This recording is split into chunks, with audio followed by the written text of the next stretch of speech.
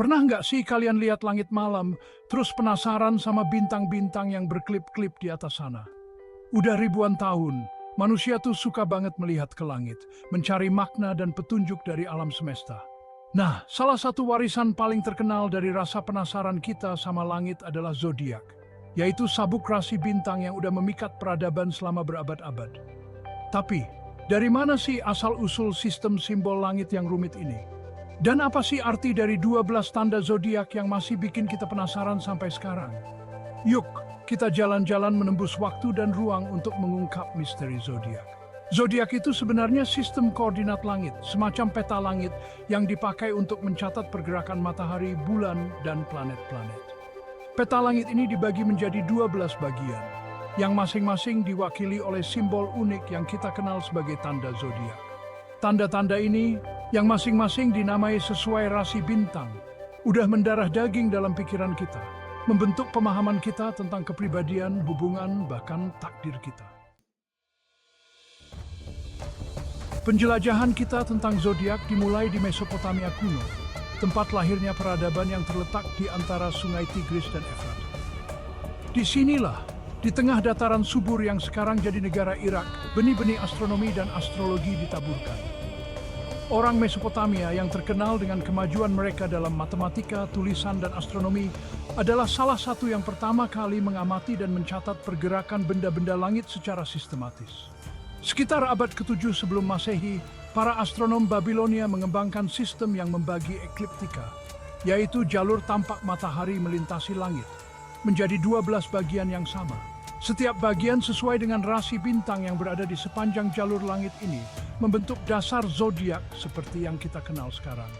Rasi bintang ini yang dipenuhi makna mitologis menjadi lebih dari sekadar pola bintang. Mereka berubah menjadi penanda langit, penuhi seed setbayan ijun mencuri.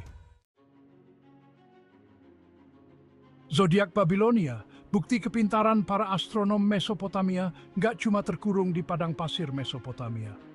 Seiring berkembangnya jalur perdagangan dan naik turunnya kerajaan, konsep zodiak memulai perjalanannya sendiri, menyebar ke seluruh dunia kuno dan memengaruhi beragam budaya. Orang Mesir yang terkenal dengan pengamatan langit dan sistem kepercayaan mereka yang rumit, memasukkan unsur-unsur zodiak Babilonia ke dalam kosmologi mereka. Orang Yunani dengan rasa haus mereka yang tak terpuaskan akan pengetahuan memeluk zodiak, menenun simbolismenya ke dalam mitologi, filsafat, dan bahkan sistem pengobatan mereka. Orang Romawi, pewaris budaya Yunani, semakin menyebarkan zodiak ke seluruh kerajaan mereka yang luas, memperkuat tempatnya dalam pemikiran Barat. 12 tanda zodiak yang masing-masing mewakili 30 derajat gian ekliptika membentuk permadani langit yang ditenun dari mitos, simbolisme, dan pengamatan astronomi. Tanda-tanda ini dimulai dengan Aries dan diakhiri dengan Pisces, mewakili siklus, perjalanan melalui musim-musim dalam setahun, dan pola dasar pengalaman manusia. Aries, si domba, melambangkan energi berapi-api dari awal yang baru, sementara Taurus, si banteng, membumikan kita dalam sensualitas dunia materi. Gemini, si kembar, mewakili dualitas komunikasi dan pertukaran ide. Cancer, si kepiting, mengantarkan energi pengasuhan rumah dan keluarga. Sementara Leo, si singa, mengaum dengan ekspresi diri yang kreatif. Virgo, si perawan, melambangkan ketepatan analitis dan pengejaran kesempurnaan.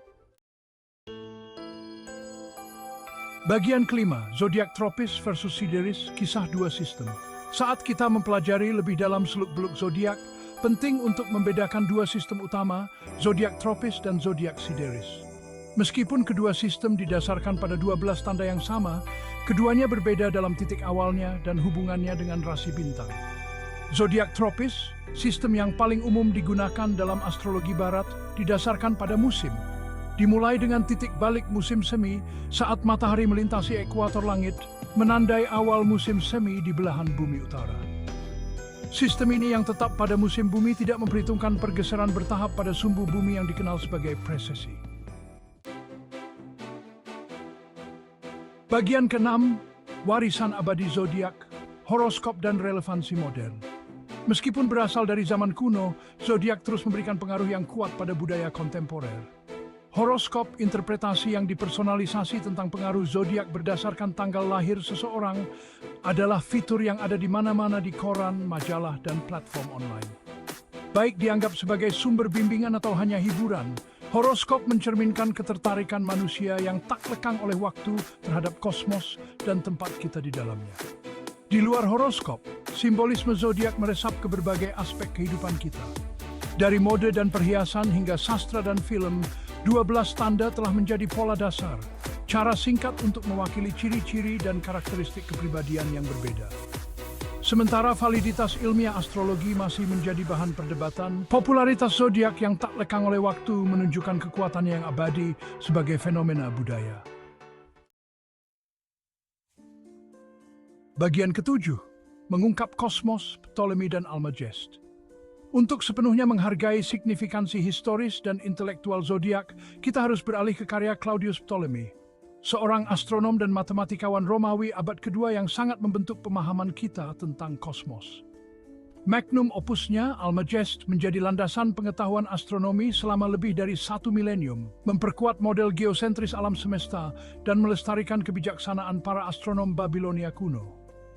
Dalam Almagest, Ptolemy dengan cermat mendokumentasikan rasi bintang, termasuk zodiak, memberikan deskripsi rinci tentang posisi mereka dan bintang-bintang di dalamnya.